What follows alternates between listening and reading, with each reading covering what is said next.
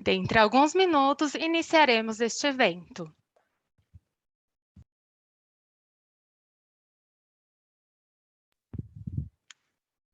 A seccional da Ordem dos Advogados do Brasil, Seção São Paulo, por sua Comissão de Direito Administrativo, tem a honra de recebê-los para o webinar PEC 30 de 2020, Fortalecimento do Arcabouço Constitucional no Enfrentamento à Corrupção, que conta com o apoio da Comissão de Ação Social e Cidadania e da Comissão de Cultura e Eventos da OAB São Paulo.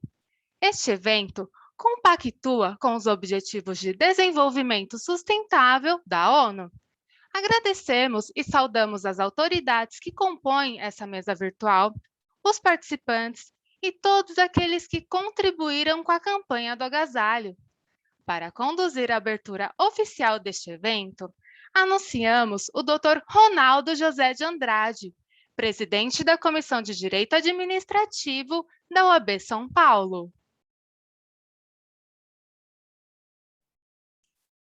Muito boa noite a todos, muito boa noite a todas.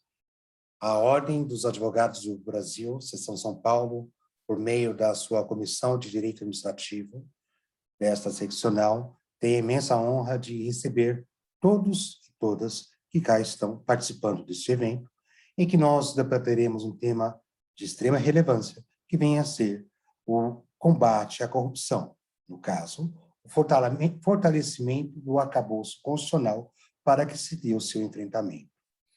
Em primeiro lugar, em nome do nosso presidente Caio Augusto Silva dos Santos, bem como do nosso vice-presidente Ricardo Toledo, regimentalmente responsável pela condução dos trabalhos de todas as comissões desta casa, ficam aqui registrados os cumprimentos a todos e a todas, extensivos também à comissão que cuida de todos os eventos, Comissão de Eventos e Cultura da UAB-SP.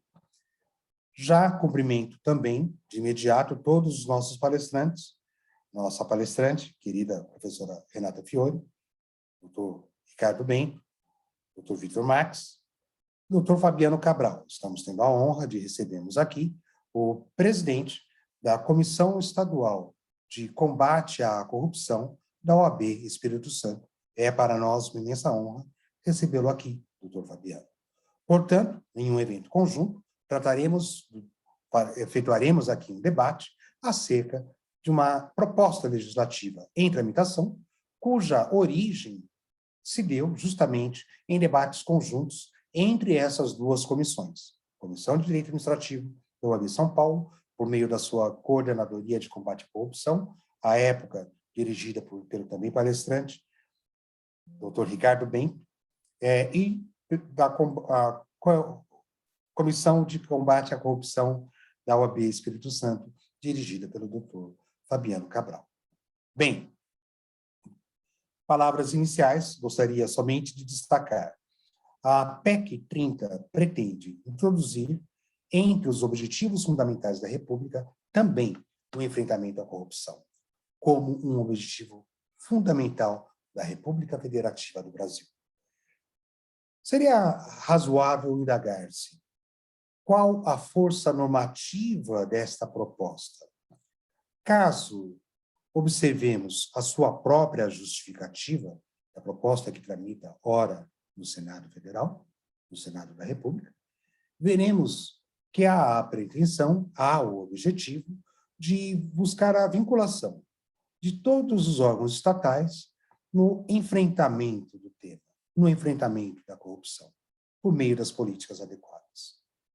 Há, inclusive, ali, num dos últimos parágrafos da justificativa, uma referência expressa à pretensão de se alcançar a atividade do Poder Legislativo, na edição de propostas legislativas que venham, de alguma forma, a privilegiar aqueles praticantes de atos de corrupção. Da mesma forma, o projeto pretende, tomado aqui de perspectiva o texto da sua justificativa, pretende alcançar também a atividade hermenêutica, a atividade da própria interpretação de normas jurídicas componentes do sistema, de forma tal que venham a favorecer a atividade, a ação daquele que, de alguma forma, atua em corrupção, pratica atos de corrupção, de alguma forma, dilapidando o erário público, atentando contra os princípios basilares do Estado Democrático de Direito brasileiro, fundado também naqueles princípios estruturantes, o artigo 37 caput. Será, portanto, um debate auspicioso, que se faz necessário quando olhamos o Brasil sob a perspectiva de investimentos públicos e sob a perspectiva de parcerias para a prestação de serviços públicos com o setor privado.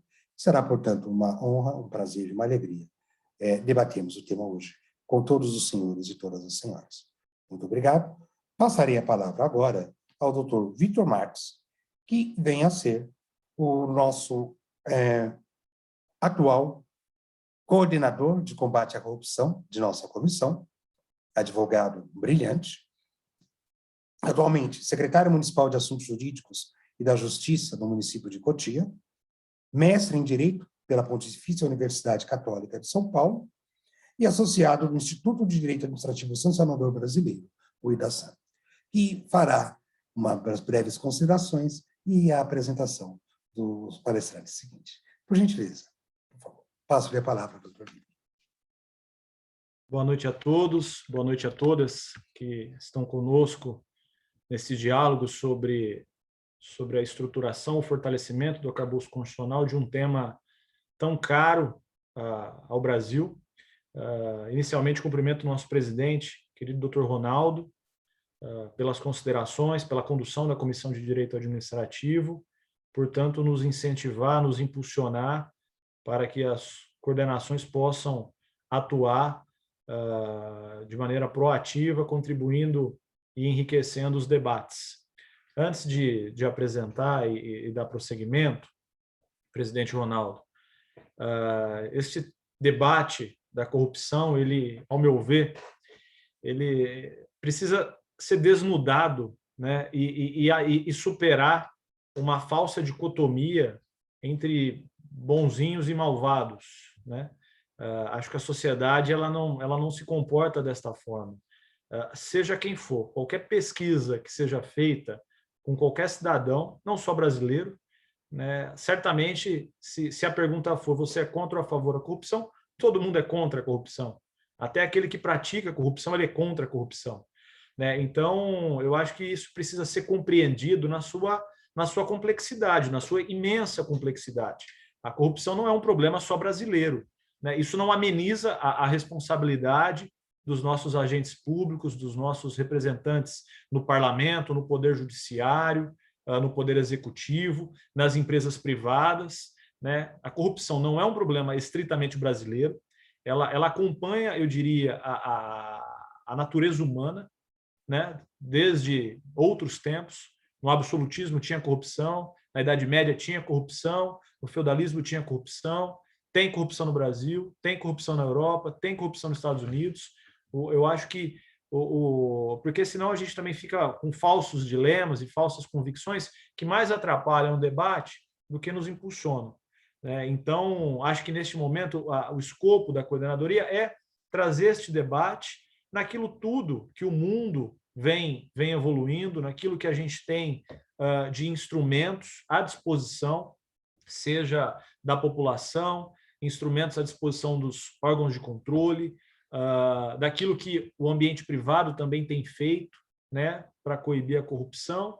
E, pelo menos no Brasil, né, desde a Constituição de 88, ao meu ver, não se trata de uma linha necessariamente crescente, né? Eu diria que são ondas que ora avançam, ora recuam, mas eu tendo a enxergar que ao longo desses anos nós temos um aprimoramento e pelo menos um caldo de cultura apontando para um horizonte que não pactua com a corrupção com um elemento, né? O regime democrático ele permite que tudo seja necessariamente transparente, ou que deva ser transparente. Eu acho que a transparência é um pilar importante do combate à corrupção e algo, né, entre tantos elementos, tantas características positivas, a democracia ela fomenta a transparência.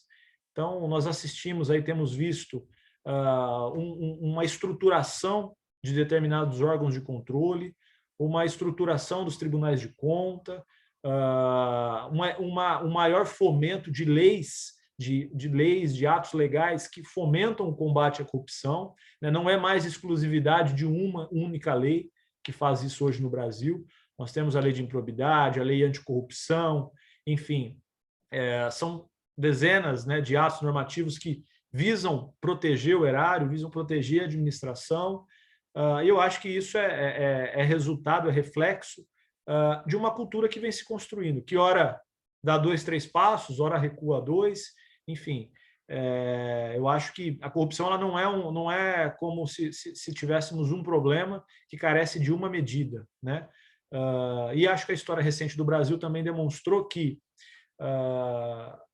há esse consenso de combate à corrupção, mas há um certo dever daqueles que estão à frente das suas instituições, que estão munidos de deveres e de poderes, para que o combate à corrupção também não leve o descrédito à sociedade, né? A gente tem visto que esse debate ele não pode ser descontextualizado, né? Nós estamos inseridos numa realidade, né? Assistimos jornais todos os dias, enfim. A corrupção não pode ser a justificativa para outras finalidades. Ela não pode ser, o combate à corrupção, ao meu ver, não pode existir a todo e a qualquer custo, inclusive ao custo de comprometer o verdadeiro combate à corrupção, né? Os fins não devem justificar os meios quando a gente fala de combate à corrupção num regime democrático, num regime que tem as suas garantias, e isso em nada prejudica o combate à corrupção, pelo contrário. Eu acho que o regime democrático ele fortalece, né? A grande dificuldade da gente pesquisar o combate à corrupção em outros regimes autoritários, etc., é justamente a falta de fonte. Quais são os instrumentos disponíveis para a sociedade, quais são aquilo que é possível do cidadão ter acesso, né? Então, acho que é muito rico este nosso debate, e certamente o acúmulo que a sociedade brasileira tem hoje é diferente do acúmulo que tinha em 88. Né? Tudo aquilo que tem como fundamentos da República Federativa do Brasil, aquilo que tem como objetivo logo no início da nossa Constituição, revelam objetivos e estruturas que foram acumuladas naquele momento. Né? Todo o texto constitucional ele é reflexo de um momento histórico. E me parece que, superado esses 30 anos, nós temos, mais de 30, né? Nós temos o enfrentamento à corrupção como uma necessidade, né? Por isso, me parece bem-vindo a proposta da PEC 30, que tem aí como encabeçadores os senhores Dr. Ronaldo, Dr. Ricardo, Dr. Fabiano. A professora Renata trata dia a dia deste tema, né, lecionando na PUC. Então, acho que esse debate é muito bem-vindo, inserido nesse contexto que nós vivemos, e fico muito feliz de estar compartilhando este momento aqui com vocês. Aproveitando, já passo a palavra para aquele que foi um dos fomentadores, idealizadores da PEC 30, que é o Dr. Ricardo Bento, que é advogado, especialista, mestre e doutor. Em seguida, fará o uso da palavra a professora Renata Fiore, que é doutoranda, mestra e especialista em Direito Administrativo pela PUC, universidade também em que leciona as disciplinas de Direito Administrativo, Controle de Administração Pública e Sistemas de Prevenção e Enfrentamento da Corrupção. E, por fim, com muita alegria, fará, e que muito nos honra a sua presença aqui, Dr. Fabiano Cabral, que é presidente da Comissão de Combate à Corrupção do Estado do Espírito Santo. Né? A pandemia, certamente, ela nos trouxe centenas, dezenas de malefícios, de prejuízos, mas essa possibilidade de nos conectarmos com um grande grau de facilidade também deve ser considerado. Então, estou muito feliz de estar com os senhores aqui. Me perdoe. Oi, presidente. Marcos, é que nós fizemos uma alteração, na verdade, nós estamos com o nosso convidado, que é o doutor Fabiano, que muito nos aqui, que é o presidente, bem apresentado, da Comissão de Combate à Corrupção, da OAB Espírito Santo. Então, me perdoe. Então, por delicadeza, nós acabamos e devemos ter falhado a comunicação com o senhor. Passamos a palavra para o doutor Fabiano e depois, sim. Ah, sim, não, é que a ordem que eu estava apresentando não seria necessariamente, eu só estava seguindo o meu roteiro de apresentação, conforme eu me organizei, desculpa. Isso é um problema dos virginianos, presidente, me perdoe. Eu fiz a minha listinha aqui, estava seguindo ela à risca, em seguida passaria a palavra para o doutor Fabiano. Bom, então, muito nos honra a presença do doutor Fabiano, e para prosseguimento desse nosso diálogo sobre a PEC 30 e o fortalecimento do arcabouço constitucional, passo a palavra. Boa noite a todos e a todas. Nosso presidente da Comissão de Direito Administrativo, doutor Ronaldo Zé de Andrade, professora Renata Fiore, doutor Vitor Marques, doutor Fabiano Cabral, eu também não poderia esquecer de cumprimentar e agradecer ao nosso presidente Caio Augusto Silva Santos, doutor Ricardo Toledo, nosso vice-presidente, pela cumplicidade, pela amizade e por fomentar os debates. Então, eu queria agradecer e esperar estar à altura dos debates que estão sendo propostos. Eu digo que a corrupção ela surge como uma missão inicial do direito penal, que se buscava a prevenção geral e a prevenção específica da corrupção passiva e corrupção ativa. Então, nossos estudos gerados até quando à frente da coordenação de combate à corrupção, hoje brilhantemente exercida pelo Dr. Vitor Marques, os estudos conduzidos pela Comissão de Direito Administrativo da OAB São Paulo, presidida pelo Dr. Ronaldo Zé de Andrade, juntamente com a Comissão de Combate à Corrupção da OAB do Espírito Santo, geraram os estudos e alguns eventos que até comentávamos que foi objeto da posse da Comissão de Direito Administrativo, onde foi feito o evento discutindo sobre improbidade administrativa. Então, começou a se perceber a grandiosidade do tema, a amplitude que deveria ser perseguida por essa comissão e, à época, a coordenação. E os estudos foram de uma tal intensidade que geraram a propositura da PEC, hoje em dia no Senado Federal, apresentada aí pelo intenso trabalho do Dr. Fabiano Cabral em Brasília, junto ao senador Marcos Duval. Hoje em dia, essa PEC ela se encontra com 43 assinaturas, e recordando que nós precisamos do quórum qualificado do Senado Federal aos 2 turnos, 3/5, para aprovação dessa proposta de emenda constitucional. Então, o doutor Vitor bem lembrou, só apenas como introdução, a PEC 30, diria que ela tem uma tríplice paternidade. Aqui dos amigos, entre eu, doutor Ronaldo, doutor Fabiano, depois de muito empenho, muito trabalho, muita discussão, porque a se esmerar a inserir o inciso 6º no artigo 1º da Constituição Federal.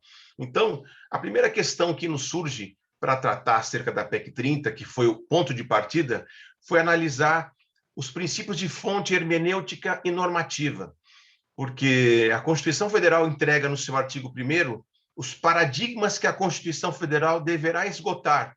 E como paradigma, nunca vai se esgotar totalmente a proteção da dignidade da pessoa humana. Nunca vai se esgotar o exercício extremado da soberania. E se lembre que o exercício da soberania como cunhar a própria moeda e fazer a própria guerra.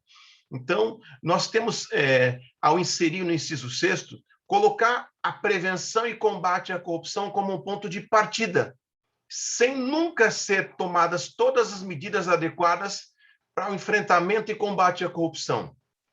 Nós comentávamos, e o doutor Vitor citou com a propriedade habitual, que no Brasil nós encontramos diversos diplomas isolados a tentar prevenir o combate à corrupção. Mas nós percebemos que são diplomas que vivem os seus microsistemas isolados, sem necessariamente haver a harmonia entre si.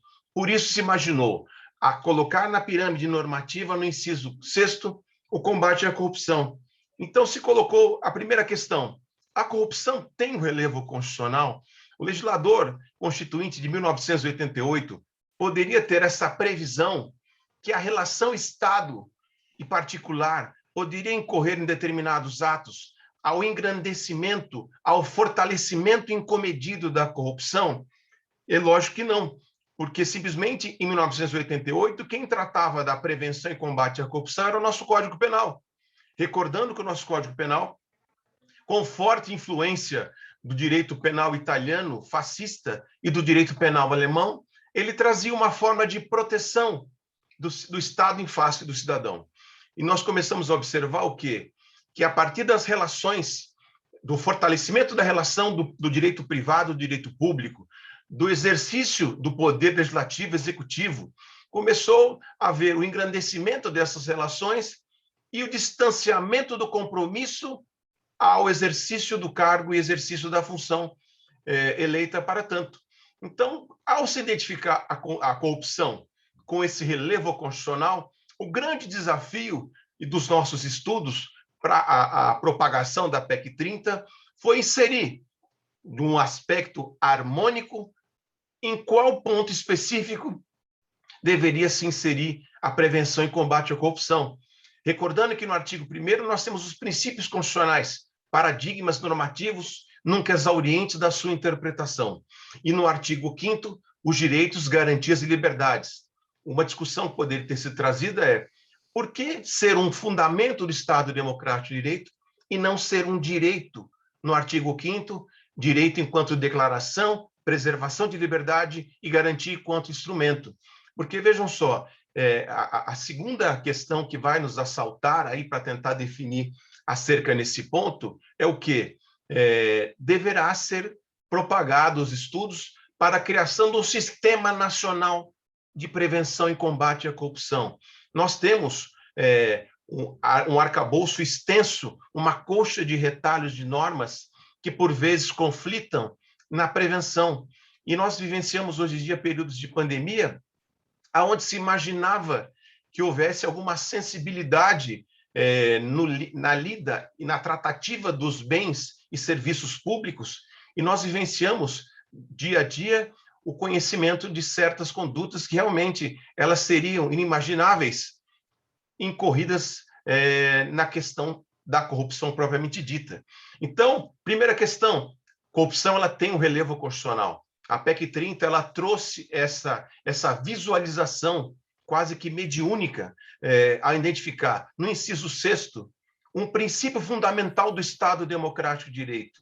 O doutor Vitor citou com propriedade. A Constituição Federal ela tem as suas cláusulas pétreas, mas não impede que o legislador, dentro do devido processo legislativo, identifique questões que possam ser missões que o Estado Democrático de Direito possa assumir. Então, se imagina, hoje pode-se ter interação da sociedade brasileira sem combate à corrupção? Hoje em dia, a corrupção é discutida no ambiente privado, no ambiente público, nas relações acadêmicas, nas relações políticas. Ou seja, passou a se identificar o quê? O Brasil precisa ter, dentro da sua agenda política, legislativa, executiva e até do Poder Judiciário, por que não dizer, a prevenção e o combate à corrupção. A corrupção dentro do seu relevo constitucional até incita a própria Ordem dos Advogados do Brasil, por todas as suas seccionais e subseções, para que adequem a sua interação, reconhecendo a agenda de combate à corrupção. Então, o que se discute seria a apresentação dos princípios a partir da existência do paradigma constitucional, como princípio de hermenêutica, nós vamos ter o nascimento, a derivação de princípios que vão partir do paradigma constitucional. Então, quando se busca a prevenção e combate à corrupção, nós vamos discutir o primeiro princípio decorrente da prevenção e combate à corrupção, que lá se encontra inserido também no artigo 1º. Mas nós temos que identificar o quê? Que da dignidade da pessoa humana, ela deve ser preservada quando se combate a corrupção. Hoje, quando se falava no direito do consumidor da indeterminação das vítimas decorrentes de determinada comercialização do produto, quando se falava do genocídio das vítimas indeterminadas de se tentar extirpar uma raça ou etnia do solo global, nós temos a identificar o quê? A prevenção e combate à corrupção, ela interfere, ela fere, ela consegue atingir vítimas indeterminadas. Então, o direito, ou seja, a fonte normativa da Constituição Federal, em função dessa, primeiro, interdisciplinariedade do direito penal com o direito constitucional. Hoje em dia, nós observamos que deve ocorrer o quê? A transdisciplinariedade, ou seja, com direito tributário, direito administrativo sancionador, direito penal, processo penal, ou seja, o sistema ele passa a ser inteligente na medida que ele admite essa interação inteligente.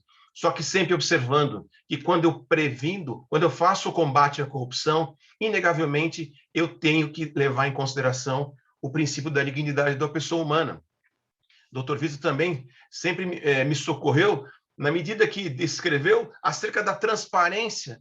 Hoje em dia, com o princípio da transparência, nós temos que trazer o raciocínio, a conscientização daquele agente, daquele servidor público, a entender que, devido à sua interação com a sociedade no Estado Democrático de Direito, o princípio da transparência ele é um instrumento hábil para a prevenção e combate à corrupção.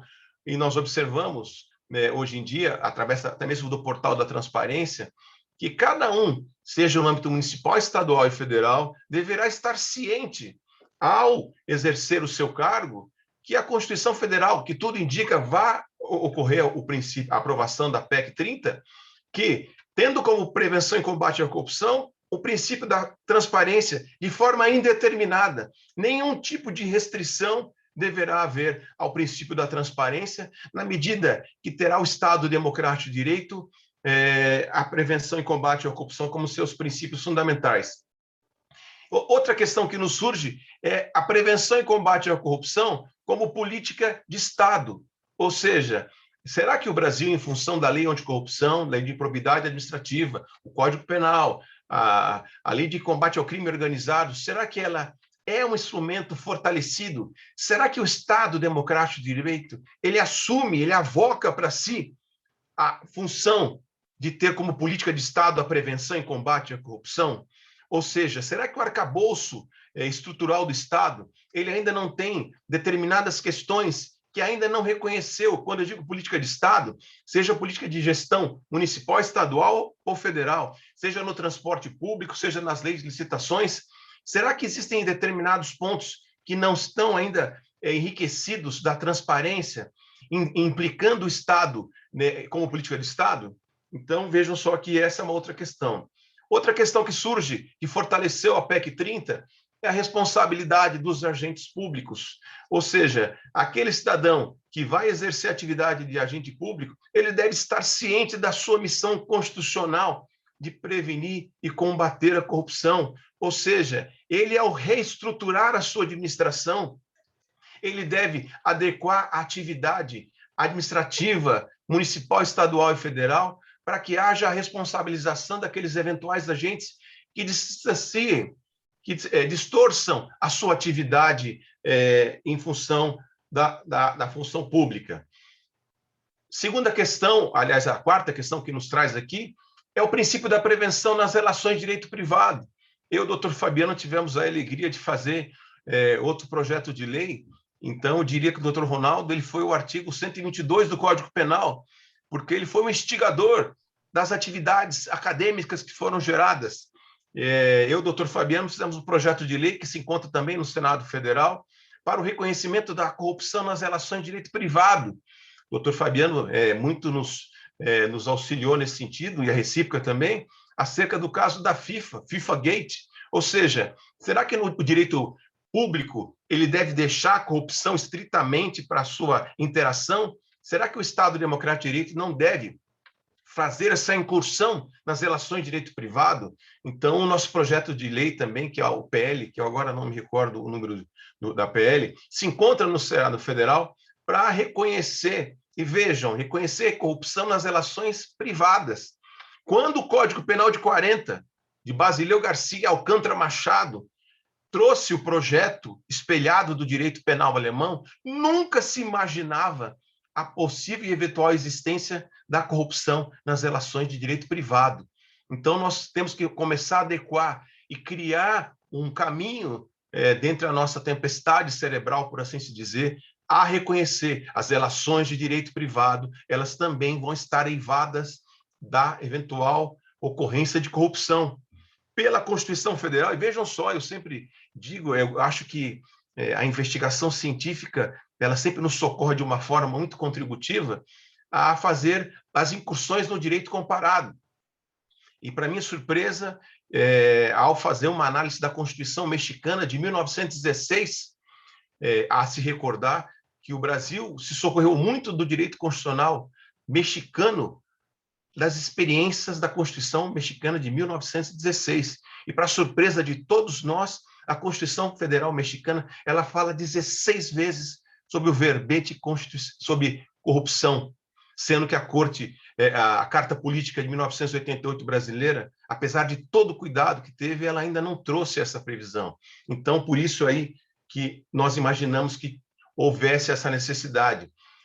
A investidura estatal em resposta à Constituição, sendo uma política de Estado, o cidadão investido do cargo eletivo, ele deve estar ciente que é uma missão do Estado Democrático de Direito fazer a resposta à Constituição, à corrupção. E digo da seguinte forma, me socorrendo das escolas de direito penal alemão, a prevenção geral, ou seja, no sentido de que todo o cidadão, que é aquele que tem interação com o Estado, até nas relações de direito privado, ele saiba das repercussões que ele possa vir a ter na eventual participação ou interação com corrupção. Agora, essa prevenção geral e a prevenção específica, para saber que aqueles agentes da relação privada e da relação pública, das repercussões que possa vir a ter dos seus atos em decorrência da corrupção. O princípio da especialidade normativa em face da improbidade administrativa. Nós tivemos, ao recordar da posse, a visita de um parlamentar, quando se discutia acerca da reforma da lei de improbidade administrativa, participamos a convite do Dr. Ronaldo de um evento onde as comissões nacionais de direito administrativo discutiam acerca da reforma da lei de improbidade administrativa, e eu lá, como eu sempre disse, que eu era um ET, eu fui lá convidado sem mérito para tanto, eu dizia que o direito penal ainda não conseguiu. Hoje, nós discutimos no Supremo Tribunal Federal a teoria do domínio do fato, os casos dolosos contra a vida, do dolo eventual, o distanciamento entre dolo e culpa. E o direito administrativo, hoje em dia, tentando fazer essa incursão, a tentar identificar o dolo, onde o direito penal, que foi aquele que inicialmente estudou as escolas penais alemãs, não se conseguiu ainda se aperfeiçoar, discutindo acerca do dolo eventual e culpa consciente. Então, até dizia, eu não me recordo agora o nome do senhor presidente, dizia, olha, senhor presidente, na verdade, se o direito administrativo está tentando se socorrer do direito penal, não é descartável, no futuro, a se imaginar a figura do dolo eventual e culpa consciente na improbidade administrativa. Então, se imagina que essa especialização normativa deva ocorrer sob bases sólidas, no sentido de que a improbidade administrativa ofereça segurança para aquele agente que se aventure no exercício do cargo, mas também proteja a sociedade com relação a eventuais desvios de conduta. Já me encaminhando para a conclusão, outro princípio que nos trouxe como fundamento para a propositura da PEC é a multidisciplinariedade, ou seja, não é mais função do direito penal prevenir e combater a corrupção. Direito penal, eu diria, em uma palestra que fui convidado, Dr. Fabiano, junto à OAB do Espírito Santo, o direito penal foi aquele antibiótico usado, foi aquela vacina, para ser um pouco mais atual aos exemplos atuais, aquela vacina que ela se tornou resistente ao vírus. Ou seja, o direito penal, de tanto ser usado, eu quero prevenir e disciplinar uma conduta, vamos criminalizar essa conduta, vamos aplicar a pena. O direito penal, enquanto antibiótico ou vacina, ele já não se tornou mais eficiente. Ou seja, eu tenho que fazer um tratamento multidisciplinar, disciplinando através do direito administrativo, direito tributário, direito penal, direito processual penal, ou seja, direito do consumidor, criando uma relação sistêmica para prevenção e combate à corrupção. Então, eu trago ao final aqui aos amigos que em 2020 o Brasil ocupava o ranking da Transparência Internacional, que tem 168 participantes. o Brasil é o 76º em 2020. E qual seria a nossa surpresa diante de todo esse quadro pandêmico vivido e que se imaginasse que não fosse haver um incremento da corrupção? Hoje em dia, o ranking internacional da transparência diz que de 180 participantes, o Brasil ocupa o 94º. Em outras palavras, o Brasil regrediu no ranking da transparência internacional. E, a título de exemplo, o Brasil hoje em dia se encontra atrás da Etiópia, Cazaquistão, Peru, Sérvia, Sri Lanka, Suriname e Tanzânia. Sem prejuízo a essas outras nações, o Brasil, das suas dimensões continentais e até por essa especialização normativa que se pretende atingir, merece dar uma resposta diferenciada à prevenção e combate à corrupção. Então, eu dizia aos amigos que essa tríplice paternidade foi decorrente de uma amizade grande, que pela oportunidade gerada ao exercício da coordenação de combate à corrupção, que hoje em dia o Dr. Vitor exerce com muita galardia e estrelismo, pretendemos que esses estudos que geraram a PEC sejam algo que possa gerar uma contribuição ao Estado Democrático de Direito. Ou seja, qual foi a contribuição que a Ordem dos Advogados do Brasil, de São Paulo e Espírito Santo, através dos estudos, através dos empenhos pessoais e acadêmicos, contribuíram ao Estado Democrático de Direito. Então, eu quero crer que, na medida que possa caminhar, através do Parlamento, o seu inciso 6º no artigo 1º, recordar que todos nós podemos ter contribuído para um Brasil melhor, um Brasil onde haja a missão constitucional de prevenção e combate à corrupção. Eu diria que é uma missão paradigmática.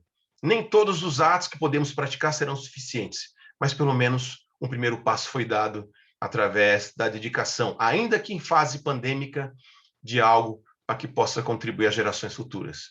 Eu queria agradecer mais uma vez ao Dr. Ronaldo Zé de Andrade, professora Renata Fiore, nosso coordenador de combate à corrupção, Dr. Vitor Marques, nosso convidado Fabiano Cabral, que exerce um trabalho brilhante junto ao Parlamento para a propositura e encaminhamento das nossas demandas.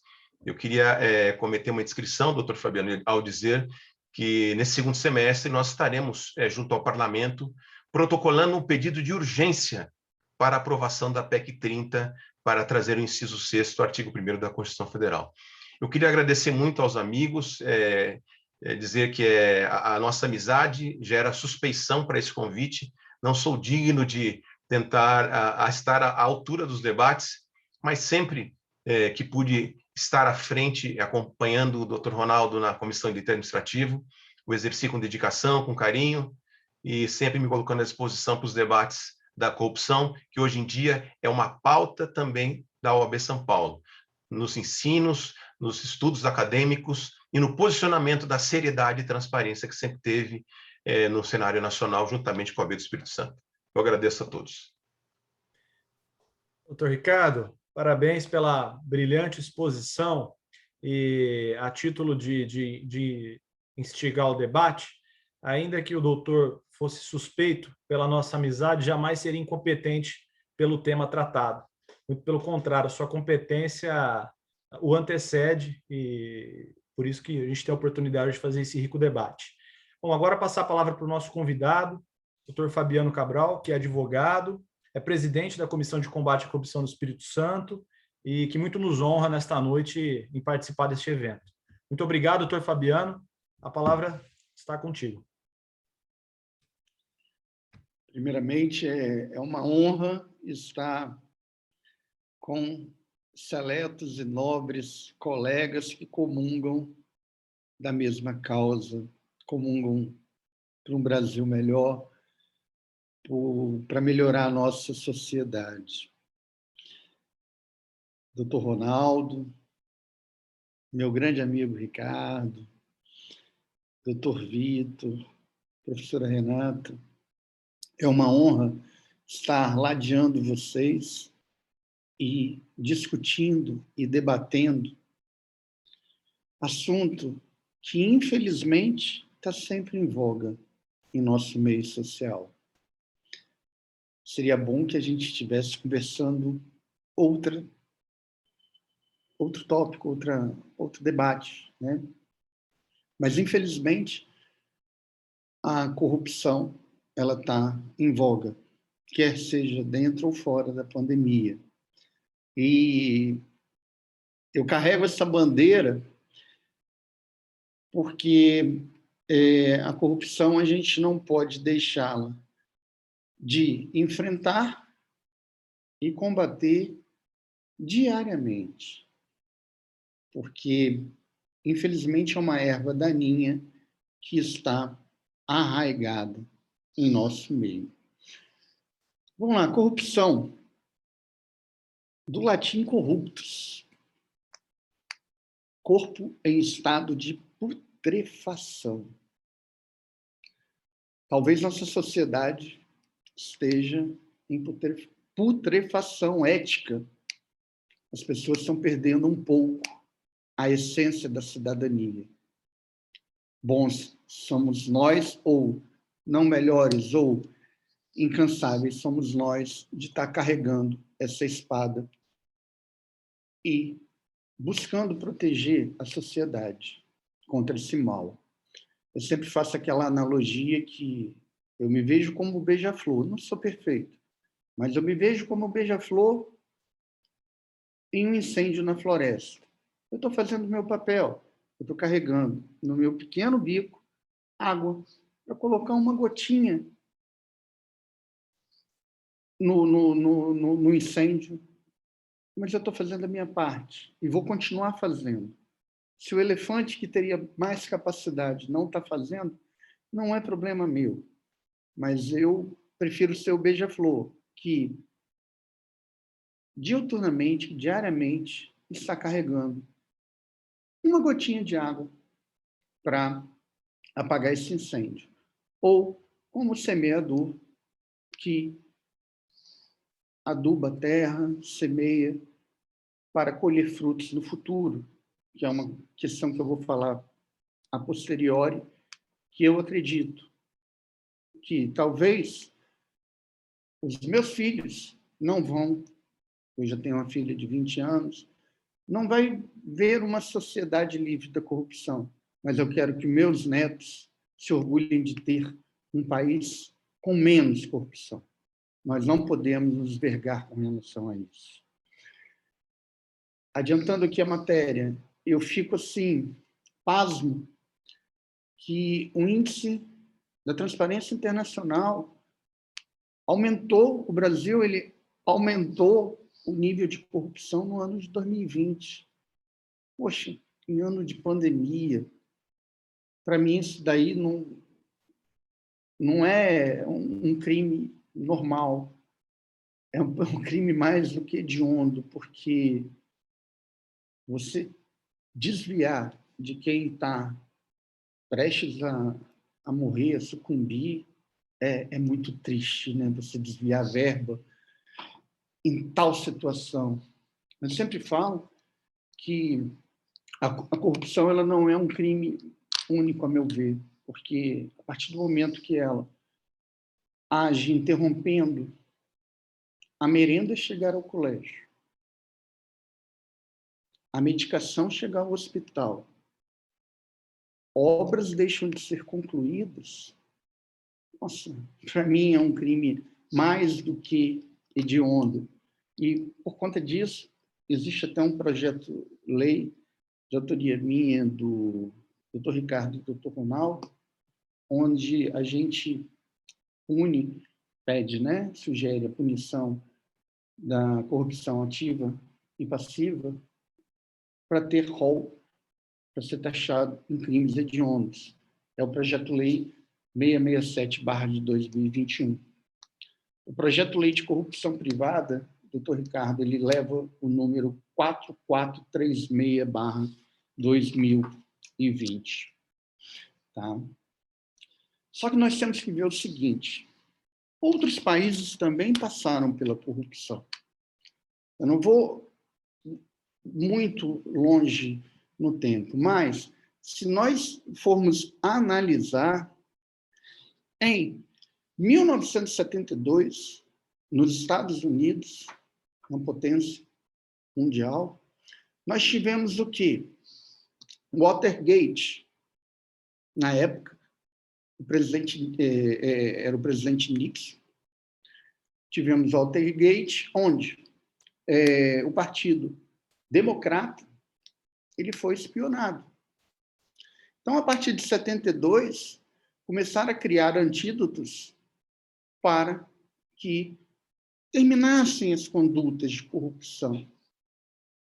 E chegamos à FCPA, em 1977. Tá?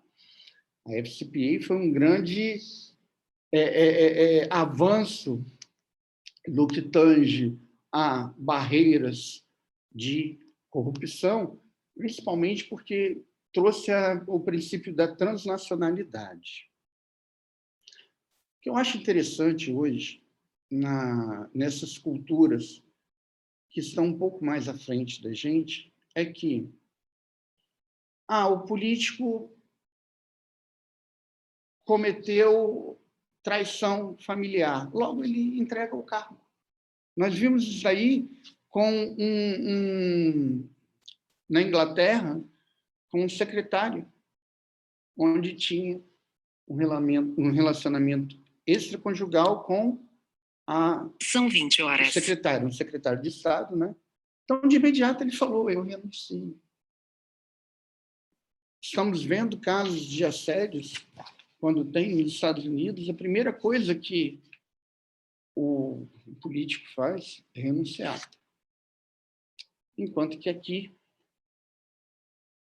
políticos com larga ficha sendo processados por desvio de verba estão na CPI da Covid. Então, é complicado. Eu acredito que temos muito a evoluir culturalmente. Tá? Eu acredito que temos que evoluir bastante. Mas nós já evoluímos, porque tivemos a Lei 12.846, de 2013, que é a Lei Anticorrupção, com 31 artigos.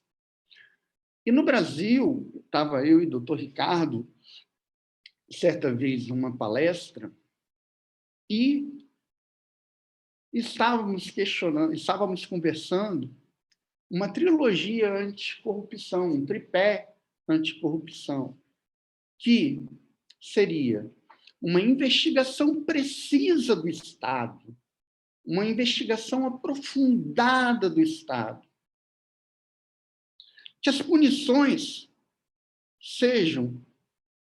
não precisa ser aumentada, mas que sejam cumpridas integralmente. E o último tripé seria a educação. Eu, por minha vez, por minha natureza, eu defendo a educação. Eu acredito que, se plantarmos a semente da educação, nós vamos melhorar bastante. Por quê? A educação traz cultura. E, neste meio tempo que nós expusemos isso, teve uma pessoa que perguntou, não, mas culturalmente o brasileiro não vai conseguir deixar a corrupção de lado através da educação. Vai sim. Se nós tivermos uma política educativa, vai sim. Por quê? Vocês têm a mesma idade que eu. E, num passado recente, há 15 anos atrás, era comum, quando pegava uma ponte aérea Rio-São Paulo, a pessoa acender um cigarro. Era comum, dentro de um ônibus, a pessoa fumar um cigarro. Era comum, em salas de audiência, em escritórios, em repartições públicas, em bares, restaurantes, as pessoas fumarem um cigarro. Só que aí veio a Lei 9.294 de 96, proibindo. Então,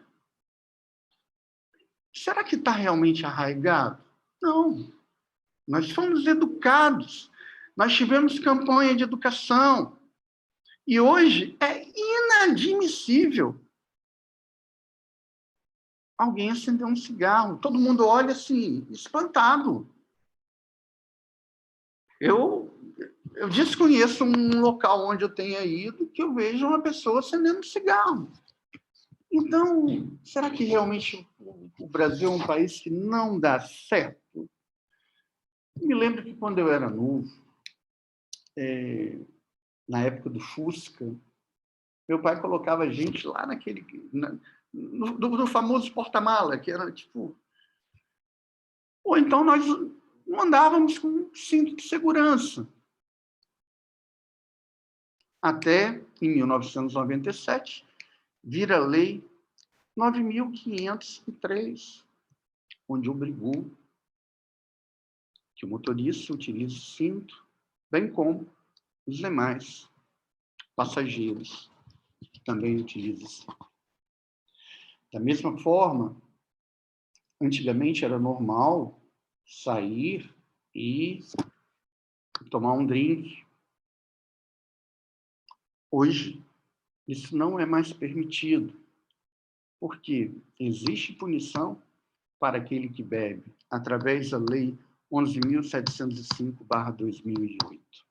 Então, com essas três questões, com essas três tipificações, nós desmistificamos a fala do advogado quando falou que estava arraigado a corrupção no brasileiro. Não. É lógico, eu posso falar que está arraigado, mas é cultura? Não. Isso aí pode ser mudado através de quê? Da educação, da política educativa. Lembrando que eu estou propondo aqui um tripé, que não adianta ter a educação se eu não tiver uma base investigativa sólida. Não adianta eu ter a educação se não tiver uma punição que realmente seja punida, como está embriagado, vai ficar sem a carteira, entendeu? Então, hoje, eu acredito, assim, plenamente na educação. Eu acredito que construiremos um mundo melhor, uma sociedade melhor, através da educação. O Brasil tem jeito? Sim, ele tem jeito. Nós vamos conseguir, eu tenho certeza disso. Vamos lá. Com relação à transparência internacional. Com relação à transparência internacional, o Brasil hoje, ele infelizmente está ranqueado em 94º lugar, sendo equiparado a Etiópia, Cazaquistão, Peru, Sérvia, Sri Lanka, Suriname e Tanzânia. Ora, nós somos muito grandes para estarmos em tal situação, para estarmos ladeados a países em fase, assim, eu vou dizer subdesenvolvido, com todo respeito. Nós não podemos jamais, o Brasil, com essa riqueza, com essa potência, o tamanho de um continente, está ranqueado nessa posição. Mas vamos conseguir mudar esse jogo como? Com a educação, com esse tripé proposto. Com relação à PEC, eu vejo que a República Federativa do Brasil, formada pela união indissolúvel dos estados, municípios e Distrito Federal, constitui-se Estado democrático de direito e tem como fundamento. Um deles seria o quê? A prevenção à corrupção. Por quê? Porque eu defendo isso? Para você ter um Estado democrático de direito, a gente tem que pensar na dignidade da pessoa humana. E se nós não combatermos a corrupção, se nós não enfrentarmos a corrupção, nesse tripé que eu sempre falo, que é uma investigação, uma punição e uma educação, nós não vamos chegar à dignidade da pessoa humana. Logo, não temos o quê? Não teremos o quê? Um Estado democrático de direito. Por conta disso, eu defendo a PEC e tenho certeza que ela vai passar. Embora tenha 43 assinaturas no Senado, ela, em votação em 2 turnos, ela vai precisar, tanto na Câmara quanto no Congresso, 308 no Congresso, de 513 deputados, e 49 votos dos senadores, de 81 senadores. Então, eu não vejo razão para não passar essa PEC. E, com certeza, essa PEC ela deve ser encaixada no artigo 1º da Constituição Federal, justamente para privilegiar, para prestigiar a dignidade da pessoa humana. Eu encerro aqui minhas palavras. Agradeço por demais o doutor Ricardo pelo convite. Doutor Ronaldo, um grande parceiro, pessoa a qual eu admiro bastante. Professora Renata, meus agradecimentos. Vitor, doutor Vitor, conte sempre com a Comissão de Combate à Corrupção da OAB do Espírito Santo. Porque, com a pandemia, ela nos trouxe vários problemas, né? Várias dificuldades, mas estreitou muito a comunicação. Por quê? Diversas lives, eu e Ricardo participamos, que se fosse para ser palestra presencial, jamais aconteceria. Muito difícil seria esse encontro. Então, tivemos percalços na pandemia, sim, mas tivemos grande avanço tecnológico. Hoje, nós conseguimos despachar processos diretamente, sem ter que ir a tribunais e tudo. Então, acredito que esse tipo de palestra, despachos, são avanços tecnológicos que vieram para ficar. Eu deixo aqui um grande abraço ao doutor Ricardo, que sempre me inspirou na criação desses projetos-leis e na PEC, e sempre buscou a defesa e o combate à corrupção. Muito obrigado a todos.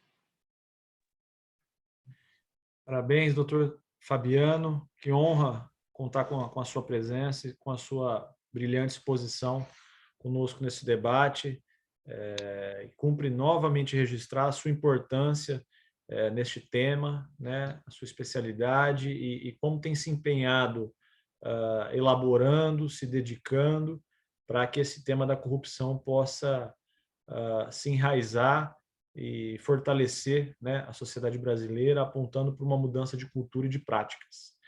Passar agora a palavra para a querida professora Renata Fiore, que é advogada, grande amiga, vice-presidente da Comissão também de Direito Administrativo, que muito nos honra e nos orgulha e sempre nos ensina. A palavra é sua, professora. Muito obrigada, muito boa noite a todas e todos que estamos assistindo.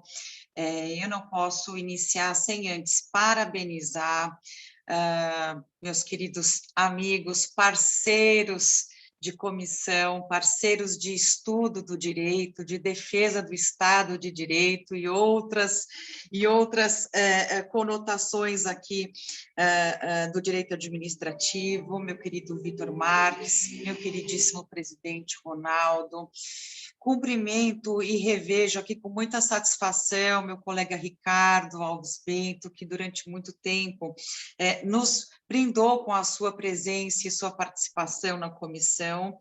E, obviamente, aqui trazer meus agradecimentos pela presença, doutor Fabiano Cabral. Para nós é uma honra a sua participação e trouxe um brilho diferente a um evento que vai tratar de um tema tão relevante, tão importante. Falar sobre corrupção é falar de um tema permanentemente urgente. Vocês que já me antecederam e anteciparam muitas das coisas que eu anotei aqui para falar nesse evento, e até vou aproveitar, já que o tempo ficou curto, para não ser muito repetitiva, mas a corrupção, sim, é um tema permanentemente urgente. E por quê? Porque o enfrentamento à corrupção é uma medida, é uma caminhada, né? É uma escalada diária que não pode se tornar, por exemplo, a saga de Sísifo, né? A gente caminha, chega no topo carregando a pedra, cai tudo de novo e começa tudo de novo. Então, a gente precisa lembrar, né, e ressaltar que a corrupção existe. Não sei se nos melhores termos quero me fazer ser compreendida. A corrupção como um fenômeno humano, né, a corrupção como um fenômeno social. Tanto que até os painelistas que me antecederam fizeram algumas considerações sobre índices, sobre eventos de corrupção ao longo do mundo, né, ao redor do mundo, e ao redor da história, ao longo da história e ao redor do mundo.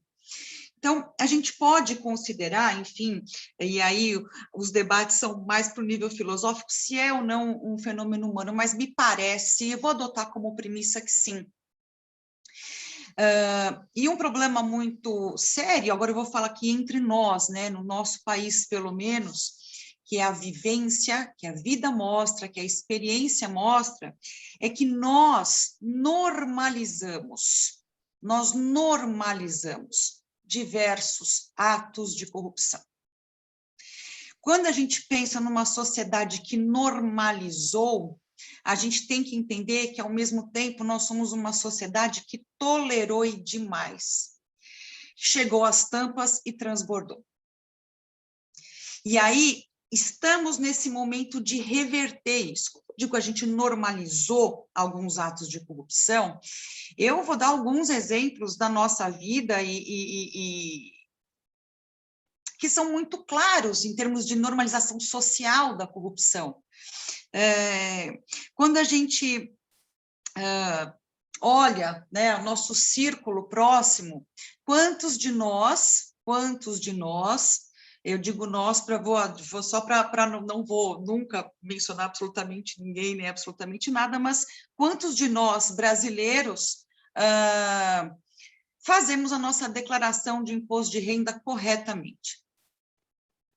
Quem de nós não conhece alguém que já não fez uma declaração, deixa eu tentar pagar menos imposto de renda para o fisco? Quantos de nós faz viagens ao exterior e faz compras de eletrônicos em Miami, enfim, roupa, enfim, adquire bens em limite, em valor superior àquele que é liberado pela alfândega? E quantos de nós passa pela alfândega, vai lá na Receita Federal declarar que comprou um computador, que comprou 10 tubos de perfume para revender aqui? Enfim, e mais, a própria revenda aqui, né? A própria revenda aqui. Quantos de nós já não vimos conhecidos muambeiros? Quantos de nós já não fomos informados sobre 2 tabelas de preço de consultas médicas, uma com recibo, outra sem recibo? Se isso não é normalizar a corrupção, eu não sei mais o que é.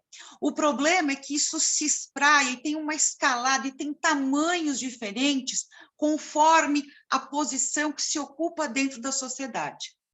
Vejam, se um cidadão sem poder nenhum, só tem o poder sobre a sua autodeclaração de imposto de renda, que é um procedimento sigiloso, inclusive, não atende, né, não corresponde aí não respeita as normas legais em termos de tributação, que dirá alguém que tenha um poderzinho a mais, um poder a mais.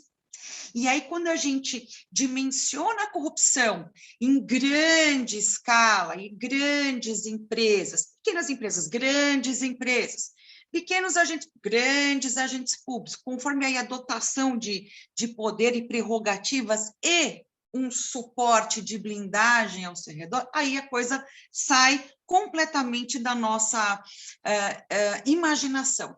E por que sai da nossa imaginação? A gente não consegue antever isso, a gente consegue ver depois que a coisa aconteceu. Então, nós adotamos, nem de muito tempo para cá, já legislações, melhor dizendo, legislações em várias esferas. Deixamos de utilizar, como muito bem foi realçado pelo Ricardo, que o direito penal caminhava sozinho, né? Caminhava sozinho para isso. Mas a gente sabe, o direito penal é a última ratio e não a primeira ratio. Daí a possibilidade de outros diplomas normativos que eu ouso dizer que, pelos poucos anos de experiência, de vigência, como, por exemplo, a lei anticorrupção, já surtiram efeitos positivos muito importantes numa mudança de cultura do empresariado brasileiro, que já trouxe importantes modificações de visão de cultura. Isso é alinhado com um movimento também mundial. O doutor Fabiano lembrou mesmo a questão do FCPA. Isso começou lá no Watergate mesmo, em 1972, 74, quando Nixon foi, enfim, flagrado, enfim, naquela situação. As empresas, e sobretudo essas empresas novas, essas que são formadas por gente jovem, as startups, elas estão totalmente alinhadas com esses novos valores que são globais, que são valores, né, éticos, valores de integridade, valores de conformidade, que nos fazem pensar que na iniciativa privada a corrupção saiu de moda, minha gente. É triste isso que eu estou falando, mas me parece que a gente está no início de uma era melhor, tá? Agora, isso não acontece, assim, porque a gente dorme, assim, com essa noção, né, de que eu posso fraudar o imposto de renda, posso comprar minha carteira de habilitação, e etc., e acordo, fui tocada, né, por uma força que me trouxe essa luz, essa consciência. Não, isso é um movimento de anos, é um movimento global, isso tem a ver com o desenvolvimento sustentável, com a agenda da ONU, com várias convenções e tratados internacionais que o Brasil vem subscrevendo e vem incorporando ao seu ordenamento jurídico desde pelo menos os anos 2000.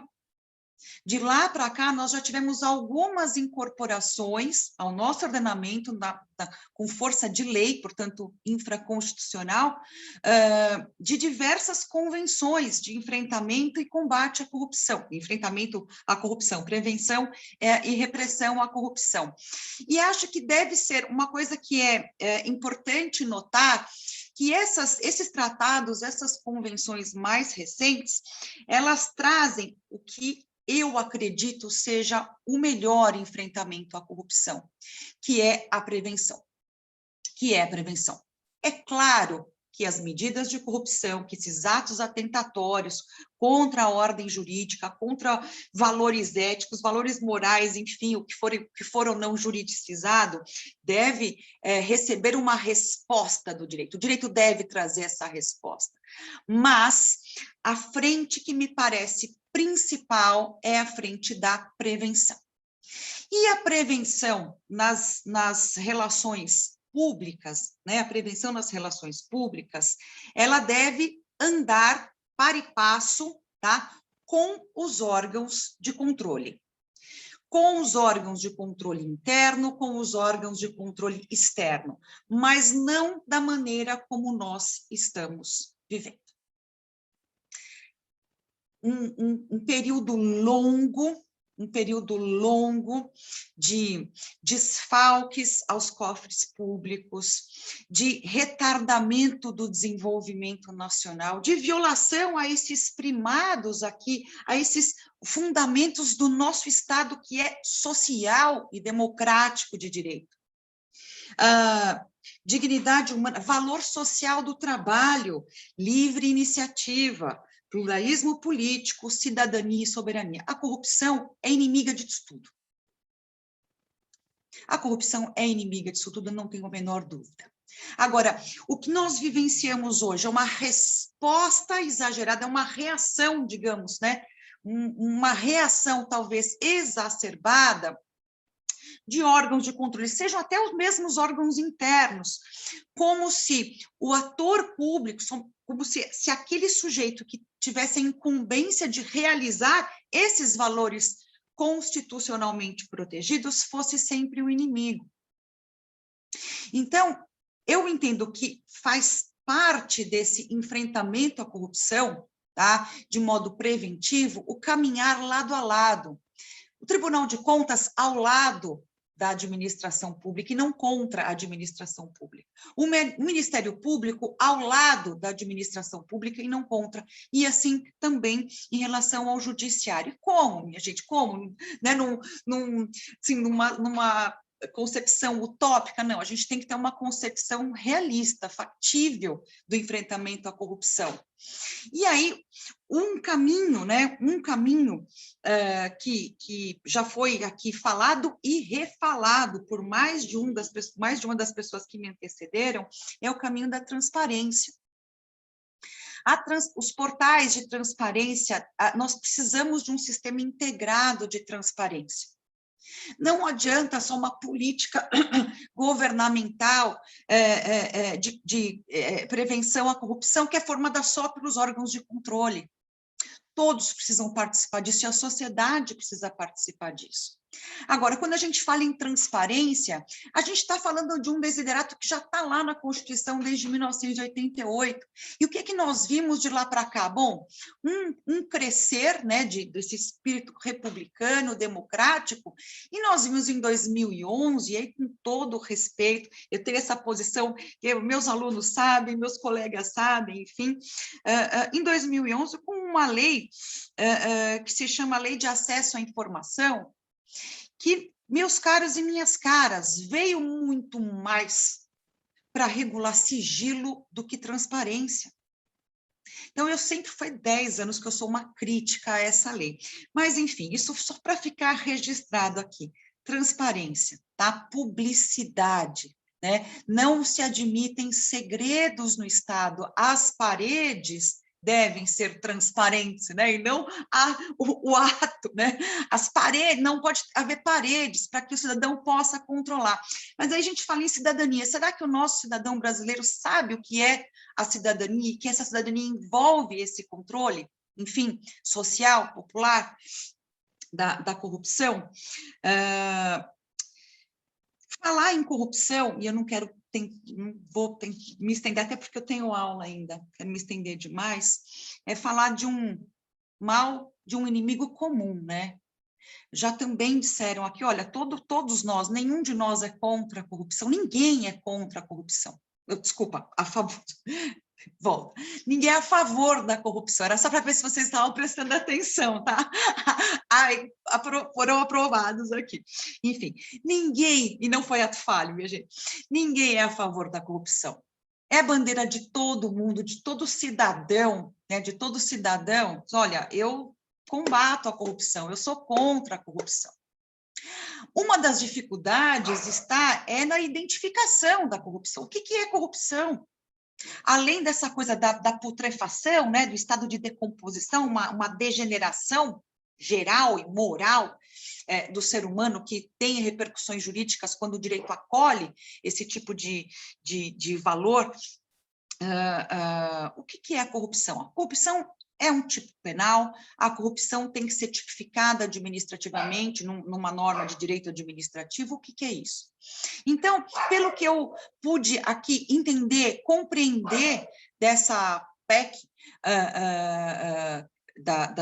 para inserir aqui o enfrentamento da corrupção como um dos pilares da nossa República, seja como princípio, como objetivo, enfim, como uns pilares da nossa República, eu compreendo também, e aí eu vou aderir aqui ao que o doutor Fabiano disse sobre as políticas de Estado e sobre a questão da educação. Se nós tivermos aqui, né, essa expressa questão a ser, né, protegida pelo nosso ordenamento jurídico aqui em nível constitucional, é importantíssimo que nós tenhamos aí muitas políticas públicas para que isso seja uma realidade. Não, a gente fica falando, e a coisa vai acontecendo. Eu já tinha trazido, mas agora me inspirou ainda mais a fazer uma menção aqui. Eu vou abrir aspas para mencionar aqui um pequeno trecho de uma obra magistral do professor Geraldo Ataliba, República e Constituição. Logo no início, o professor Geraldo diz o seguinte: é traição ao povo e, pois, a negação da democracia, consagrar apenas retoricamente os princípios popularmente fixados e, ulteriormente, estabelecer regras que o esvaziem, emaculem ou contravenham. Que venha esse reforço do arcabouço constitucional, mas que venha com a eficácia para aperfeiçoamento e, eventualmente, criação de novas legislações que façam com que isso seja uma realidade. E a realidade tem que envolver, logo no começo, sim, a educação, para que, quem sabe, daqui 1 ou 2 gerações, tá, nós tenhamos uma sociedade menos corrupta.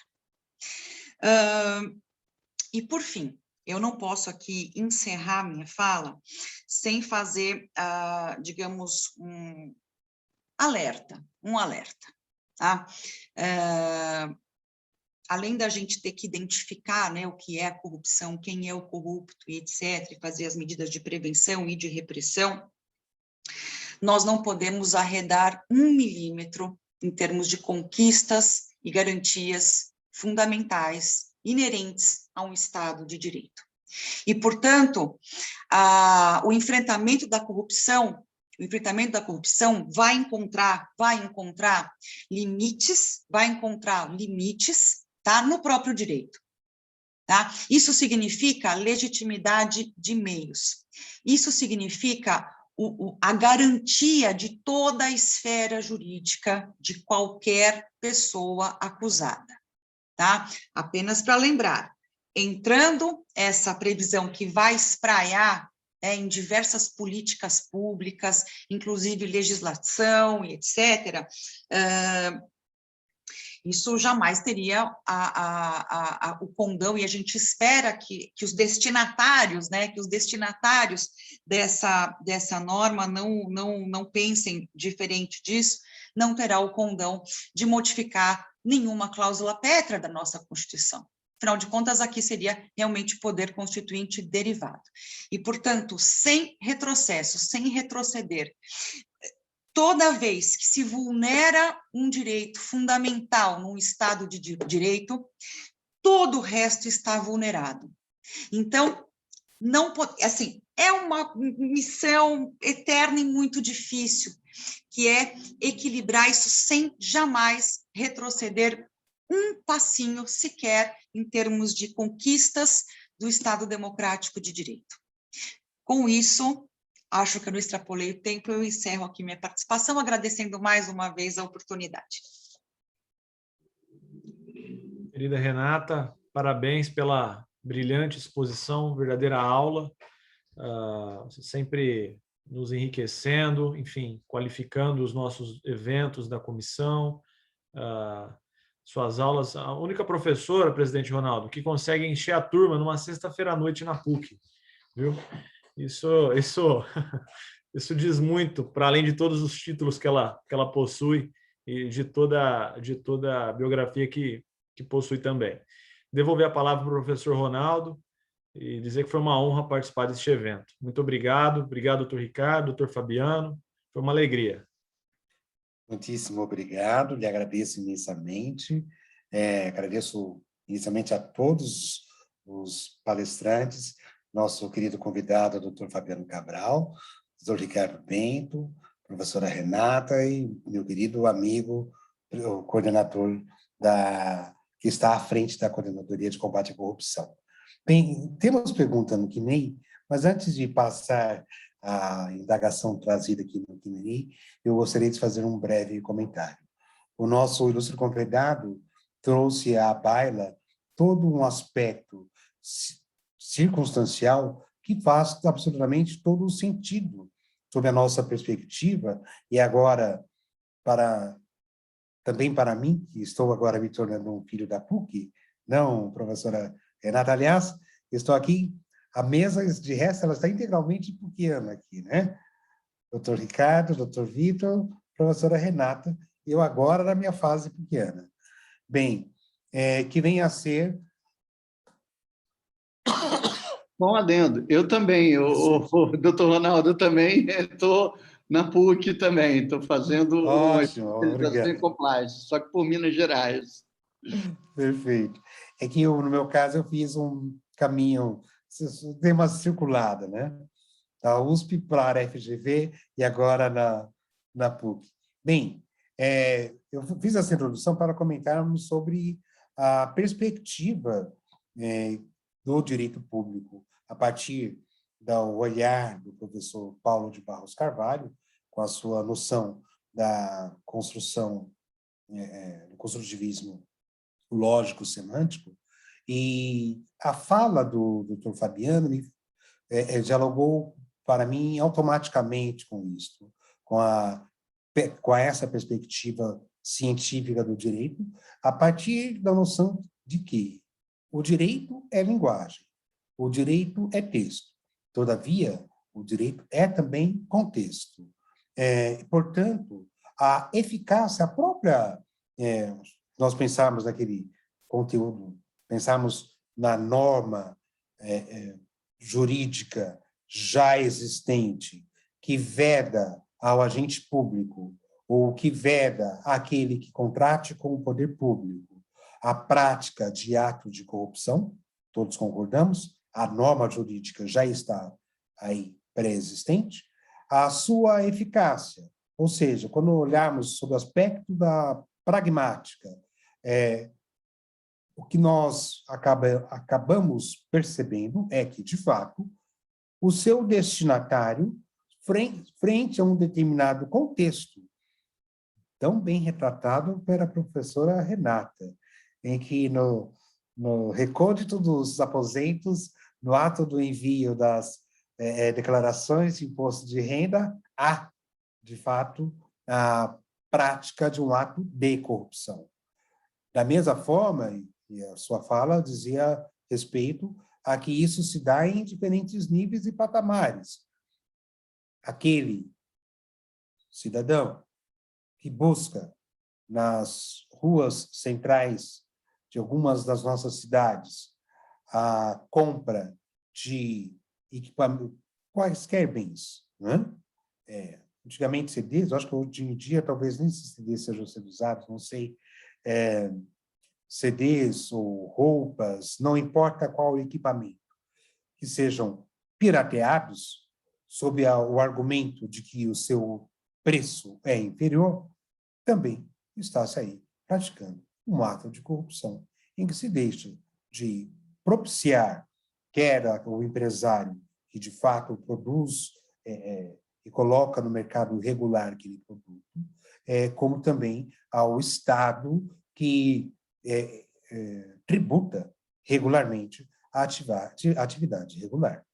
Então, quer me parecer sobre essa perspectiva, todas as falas se conversam absolutamente, também a fala brilhante da apresentação do querido amigo, doutor, professor e provável futuro desembargador Dr. Ricardo Alves Bento, que nos trouxe uma perspectiva, e gostaria somente de deixar isso claro. Quando o professor Ricardo Alves Bento se coloca como, digamos assim, algumas vezes assim ele o fez, um peixe fora d'água na discussão do tema, isso vem a ser em razão da sua natureza e da sua procedência acadêmica, da sua formação no direito penal.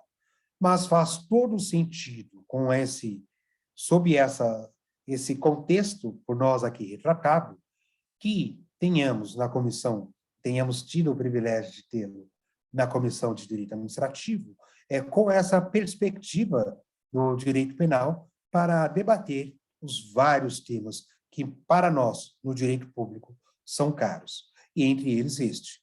Por fim, eu gostaria somente de recordar, quando na fala do doutor Fabiano, ele comentou sobre a questão das compras no período do Covid.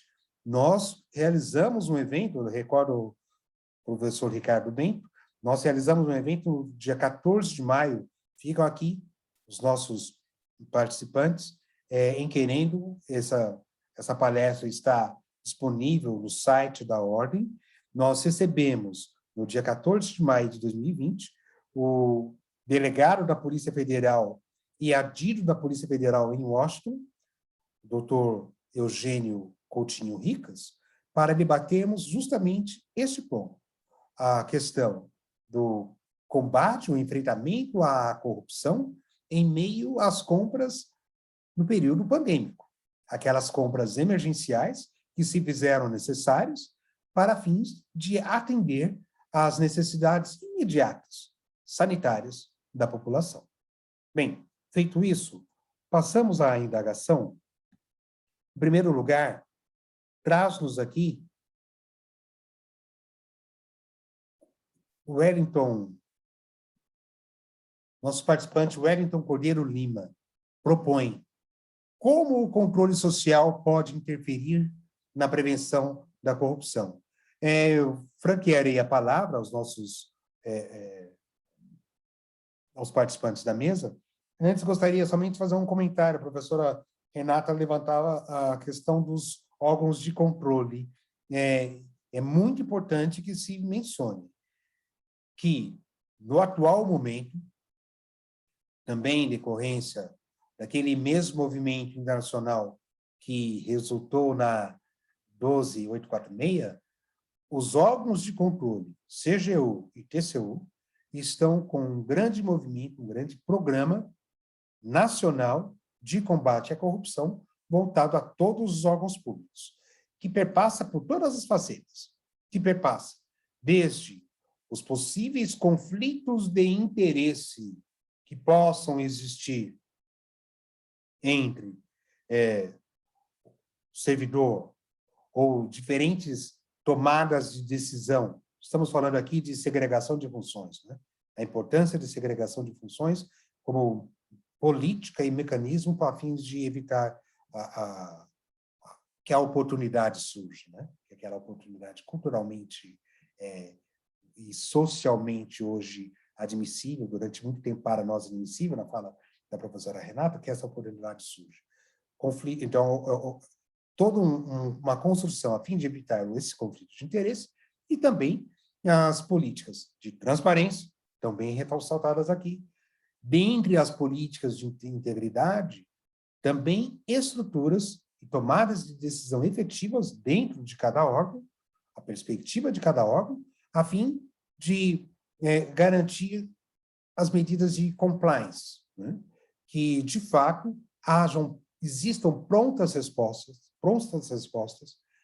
canais de denúncia efetivos, estamos falando de compliance, aquela estrutura toda que a professora Renata já apontava, que as empresas privadas, todas, para o mercado, nós pensarmos no novo mercado da Bolsa, submetido a regras de integridade, absolutamente, a Bolsa brasileira, estamos mencionando, né? Mas todas as bolsas consideráveis, todas submetidas a regras de integridade, justamente a fim de possibilitar isso. Mas não tenhamos dúvidas que isso não se dá em razão, é importante ressaltar isso. Muito do combate à corrupção que se dá, que é feito, mesmo no mercado privado, não se dá por conta de uma benemerência e, em algum momento, uma percepção de que uma iluminação, não é? De que o bem deve vencer, algo assim. Não. Tampouco naquela linha do que apontava o professor Vitor Marques, uma discussão aqui de bem ou mal. Muito do que se deu em todo esse arcabouço legal de amparo ou de enfrentamento à corrupção no cenário internacional se deu em razão de questões mercadológicas. A partir daquele ponto, lembrado pelo doutor Fabiano, com o Nixon Gate, tivemos toda uma série de medidas voltadas para o mercado internacional, dado que as medidas foram criadas no mercado americano, não seria interessante as empresas americanas submetidas a cada vez mais rígidos controles e se passassem a disputar mercado com empresas que não estavam sujeitas a controles tão grandes assim e que tinham, portanto, de outros países, né? Empresas asiáticas, japonesas, empresas europeias, e que teriam, portanto, possibilidade de alcançar mercados não transparentes sob o aspecto de combate à corrupção.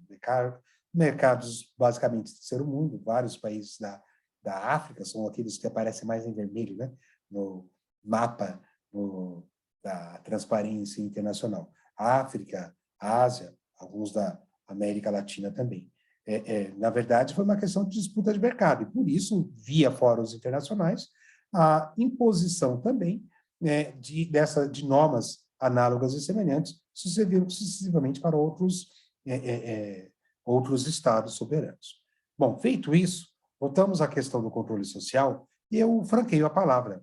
Por gentileza, qual dos nossos palestrantes gostaria de comentar o ponto?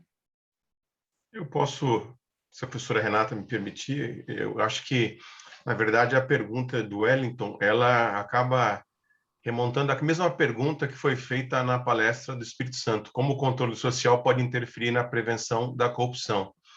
Na verdade, fazendo uma junção da explanação de todos, é justamente através da educação, através da participação, da conscientização da atividade da sociedade enquanto um todo.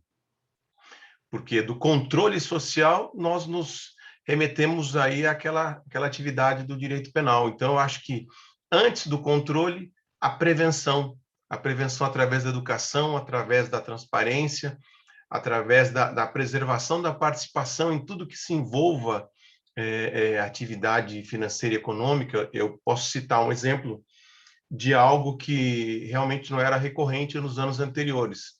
Hoje, os cartórios de notas de algumas cidades, eles apresentam uma declaração do COAF para o cidadão que está assinando a escritura, para que esclareça se exerceu algum cargo público, se é servidor público, se é alguma pessoa que teve interação com a atividade pública, que ele declara sobre as penas da lei, facultando o acesso a eventuais informações para preservar a integridade daquele ato notarial. Então, eu acho que a pergunta do Wellington, ela parte mais no sentido de como a conscientização social pode interferir na prevenção da corrupção.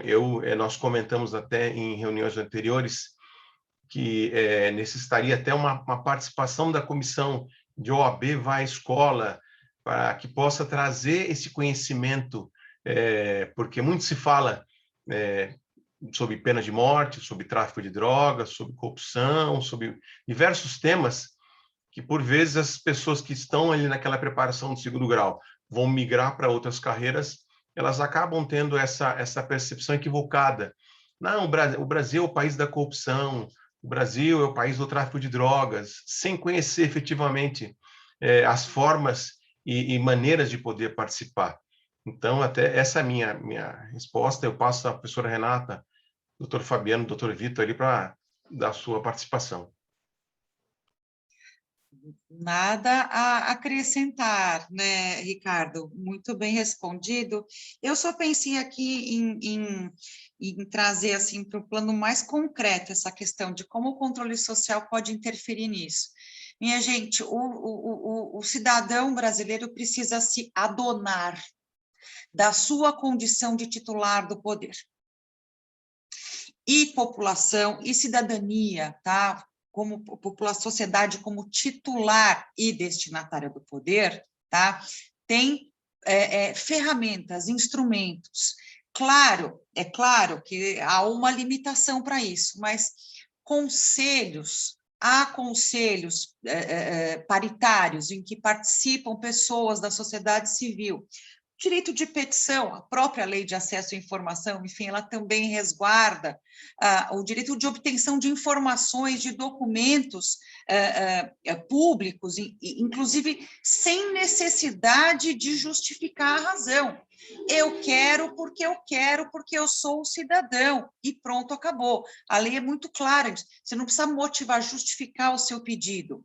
Nós temos aí instrumentos de participação popular de controle social, consultas públicas, audiências públicas, e nós, enquanto sociedade, precisamos nos adonar disso, nós precisamos protagonizar isso, porque se a gente não protagoniza, alguém vem na frente e dita o que é o melhor para nós, e nem sempre o que ditam é o melhor para nós, muito menos ainda mediante atos de corrupção. E, por fim, a boa e velha ação popular, que é uma ferramenta poderosíssima de controle social, inclusive aqui na prevenção da corrupção. Mas é só isso. Eu também faço coro à professora Renata e ao doutor Ricardo. Eu entendo que o brasileiro ele tem que parar de se vitimizar, parar de achar que o Brasil não tem jeito e realmente ir à luta e também carregar essa bandeira, empunhar essa bandeira, porque temos condição de mudar? Lógico.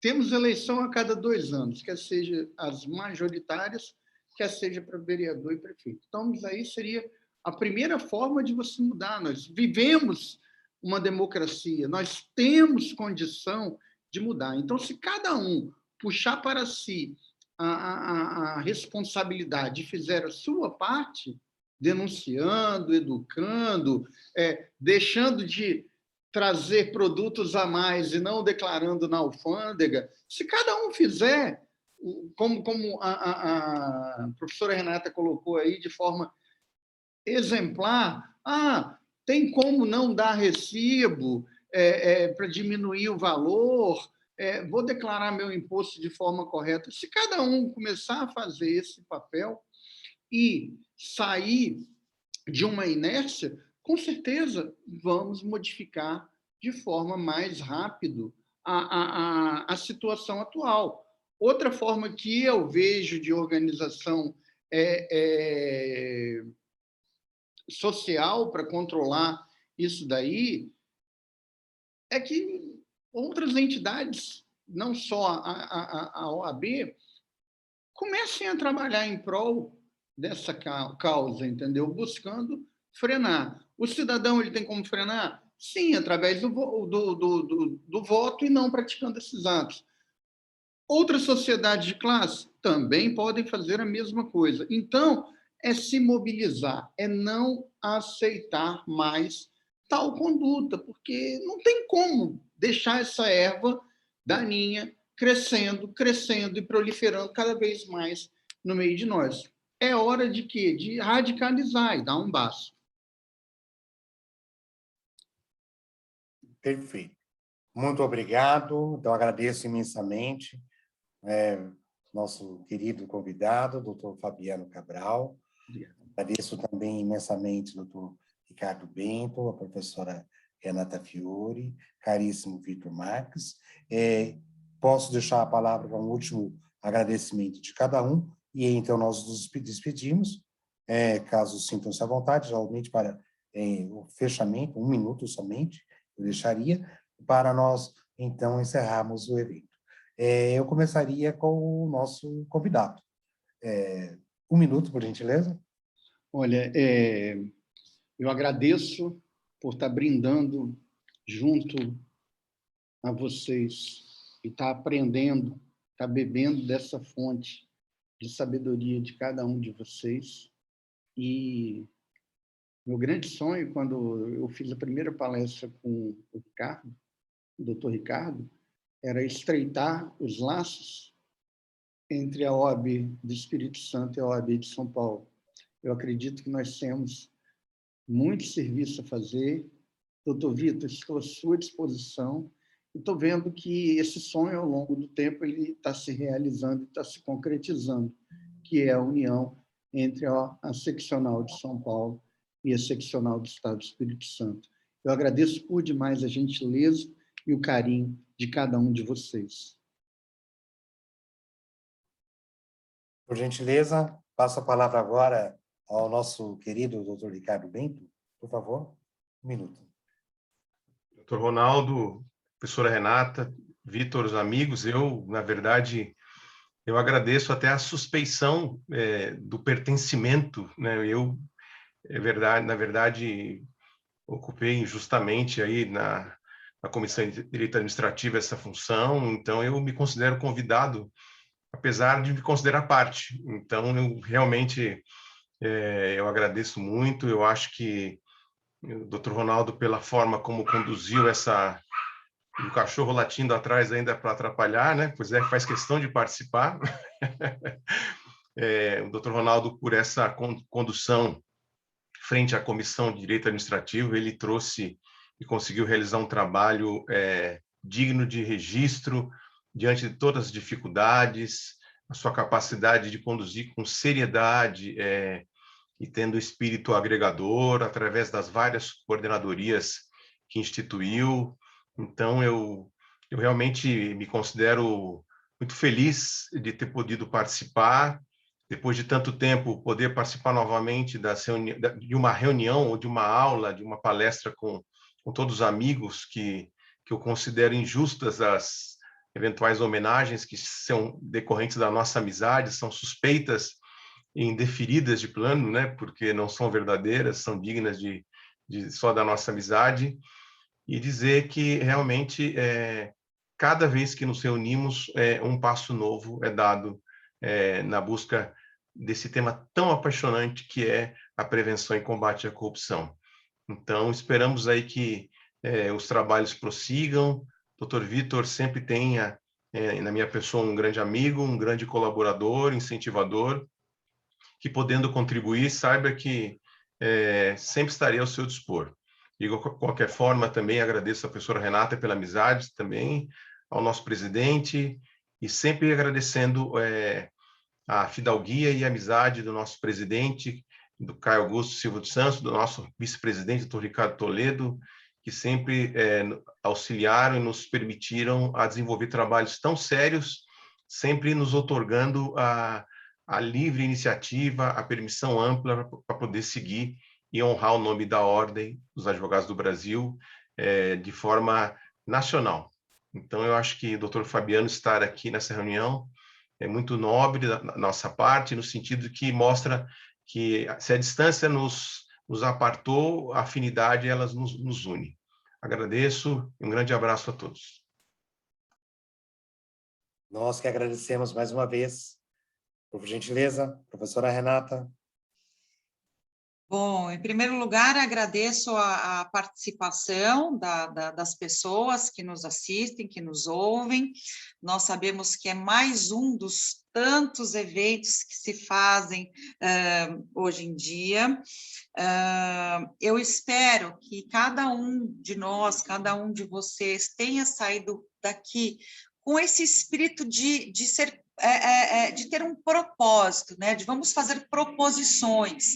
O que eu acho que é importante nesse nosso evento, nessa nossa conversa de hoje, é que nós estamos caminhando e paramos de ser plateia da corrupção, né? Então, são medidas propositivas. Isso é muito importante. E a OAB tem o canal aberto, tem o espaço para que a gente faça essa divulgação, a disseminação de medidas propositivas para aperfeiçoar, para a gente tentar consertar, acertando e errando, enfim, um problema que aflige a todos e a cada um de nós, que é a corrupção. Então, parabéns pela organização do evento, parabéns pelo posicionamento propositivo de todos vocês, e para mim foi uma grande honra. Muito boa noite a todos e todas. Muito obrigado, professora. Caríssimo, doutor Vitor Marques, por gentileza. Presidente, obrigado. Foi uma honra participar deste evento. É uma honra e uma grande responsabilidade estar à frente da coordenação de combate à corrupção. Agradecer muito ao nosso convidado, doutor Fabiano, agradecer a presença do doutor Ricardo Bento, da professora Renata Fiore, e também deixar um abraço para o nosso presidente Caio Augusto e o nosso vice-presidente Ricardo Toledo, que sempre nos impulsiona, sempre nos apoia nas iniciativas, nos debates, e isso é muito importante. Essa oxigenação hoje é uma realidade na UAB São Paulo. Muito obrigado. Muito obrigado, doutor Vitor Marques. Portanto, uma vez já efetuados todos os cumprimentos, cumpre a minha pessoa efetuar meus sinceros agradecimentos a todos e todas, cada um de vocês que estiveram até o presente momento acompanhando esta apresentação. Ficam também os agradecimentos à Comissão de Cultura e Eventos, na pessoa do seu atual presidente, nosso querido amigo, doutor Rogério Cury. Mais uma vez, agradecendo a todos os nossos presentes, agradecendo nosso convidado, doutor Fabiano Corrêa, e esperando que, de alguma forma, essa temática aqui trazida tenha estimulado um debate que ainda se renovará na nossa gestão, no ambiente da nossa comissão. Ficam aqui os agradecimentos a todos e todas. Mutualmente.